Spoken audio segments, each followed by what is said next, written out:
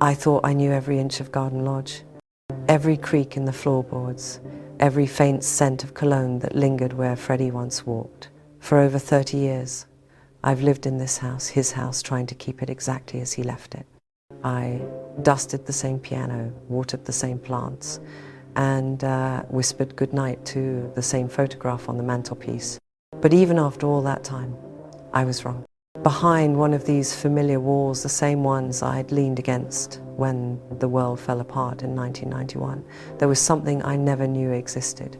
Not even Jim Hutton, Freddie's partner, nor Peter Freestone, who managed every detail of his life, had any idea it was hidden so well that no visitor, no friend, no cleaner ever suspected. When I first heard there was an anomaly in the wall structure, I laughed. Impossible, I said. But that laugh didn't last long, because what we found wasn't a mistake. It was a secret, a room Freddie had deliberately built, sealed and hidden. Inside were his most personal treasures: letters, photographs, unreleased songs, even unfinished works that no one had ever heard. It wasn't a storage space. It was a sanctuary, a vault for his soul. And when it was finally opened 33 years after his death, it changed everything I thought I knew about him and about myself. I still remember the day Freddie showed me Garden Lodge for the first time. It was 1980. The house was grand, but not in the way of royalty, more like a sleeping instrument waiting to be tuned. "Darling," he said, his eyes gleaming, "this place has good bones, we'll make it sing." And he did. Within months, it was transformed into something only Freddie could imagine. Bold yellow walls, antique mirrors from Paris, silk drapes that shimmered like stage lights. He even designed a Japanese garden where he could find peace after the noise of fame. Every detail reflected his dual nature, the showman and the seeker. But looking back, I realized that not all of his renovations were visible. Some changes were invisible by design. Occasionally, I'd hear builders whisper about structural oddities, false walls, new insulation, sealed beams, but Freddie brushed it off with a wink. "A man needs his mysteries, love," he'd say. I thought it was typical Freddie eccentricity, part of his flair for the dramatic. But now, decades later, I see it differently. He wasn't just creating beauty, he was creating boundaries. Garden Lodge became both his kingdom and his fortress. And in those final years, when he began closing himself off from the world, I realized now the house itself was already keeping his final secret, one I wasn't meant to find, not yet. In his last months, Garden Lodge became sacred ground. Friends came quietly, bringing laughter to the rooms, even as the air grew heavier with silence. Freddie hated pity. He wanted light, music, and humor, and I did my best to give him all three. When the end drew near, he asked one thing of me: "Mary, promise me you'll keep the house exactly as it is. Don't change a thing." I promised, and I meant it with every part of me. After his passing, the house felt frozen in time. I left the furniture untouched. The same photographs sat on the mantel. His clothes still hung in the wardrobe. Sometimes I would open the door to his bedroom and stand there, waiting for a laugh that never came. The silence was both unbearable and comforting, like living inside a memory that refused to fade. For years, I couldn't bring myself to move anything. It wasn't just grief, it was duty. I felt like if I changed a single thing, I'd break that sacred bond between us. I kept the world out. The fans who gathered outside the green door left flowers, notes, and tears. Inside, it was just me and him. But what I didn't know was that Freddie had left something even I wasn't meant to find, a secret room hidden within these walls, watching over me all those years. It started like any ordinary day. An insurance company needed updated documents for Garden Lodge, 30 years of paperwork and inspections. I sighed, made tea, and let the architects in. Routine, I thought. Just another tick box exercise. But halfway through the survey, one of them, a young woman named Sarah Bentley, furrowed her brow.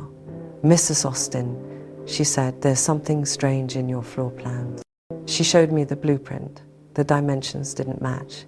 The second floor was 3 square meters smaller than it should have been. She smiled politely, but I could see the curiosity in her eyes. "I'm sure it's just an old miscalculation," I said. But later, when she returned with thermal imaging results, my heart sank. The scanner showed a hollow space behind the wall of Freddie's bedroom. Right beside the bed, he took his last breath in. For a moment, I felt dizzy. I'd spent half my life in that room. How could something be hidden there? Sarah looked at me gently. "Whoever built this, they didn't want it found." When I told Peter Freestone, he was speechless. Roger Taylor called and said, "Bloody hell, Freddie still has tricks left." And when Brian May heard, his voice cracked just a little. "He always did love a secret," he said. But none of us could have guessed what that secret really was. The search began quietly. I didn't want media attention, no cameras, no outsiders. It was just me, 2 architects, and a single lamp in Freddie's old bedroom. For days, they scanned, tapped, and measured. Then, one afternoon, Sarah said, "Mary, I think we found the entrance." She pointed to the back of Freddie's wardrobe, the massive oak one that had stood there since 1986. I had dusted it 1,000 times. I'd polished it, repaired its hinges, but I never noticed the faint seam that separated its back panel from the wall. When she pressed on one corner, a soft click echoed through the room. The panel shifted slightly. My knees went weak. Behind it was darkness, cool, still air. My hands shook as I stepped forward. It smelled faintly of paper and cedar, Freddie's favorite scent. We brought in a light. What it revealed took my breath away. The space was small, no more than 2 meters wide, but perfectly preserved. Soundproof walls, temperature control, UV-filtered lights. Everything inside was meticulously protected. On the shelves were boxes, albums, and reels of tape neatly labeled in Freddie's handwriting. There were photographs, notebooks, even a silver tray with a note that read, "Handle with care, darling, fragile hearts inside." For a moment, I forgot to breathe. After 30 years of silence, I was standing in Freddie's last creation. The first thing I picked up was a photograph. Freddie as a boy in Zanzibar, holding a toy piano. His smile was wide and innocent, untouched by fame. Behind it, letters, dozens of them, some addressed to his parents, others to friends, and a few to me. One envelope was marked to Mary, "When I'm not around." I hesitated. My heart pounded, but I didn't open it, not yet. Then came the music, stacks of tapes, labeled in his handwriting, Bo Rappold lyrics, "Never Too Late," early demo, "Garden of Dreams" unfinished. I couldn't help but laugh through tears. Of course, he'd still be writing songs in secret, even near the end. It was so him never stopping, never fully letting go of the art.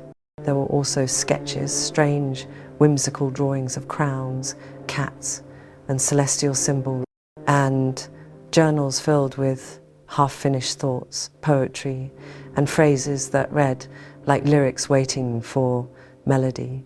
But what struck me most were the love letters. Notes to Jim, to his parents, and to me. Tender, raw, vulnerable, words he'd never said aloud.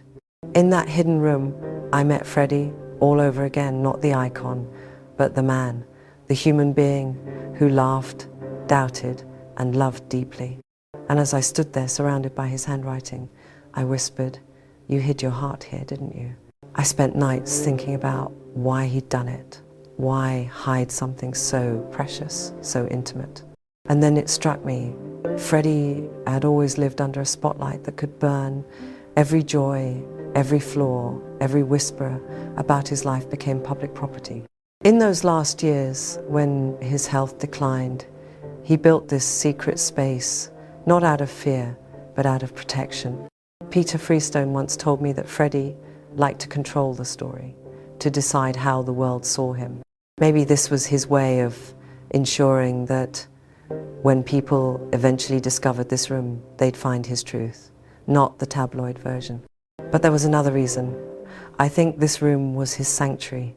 When the pain was too much, he could slip inside, surrounded by his music, his memories, and silence.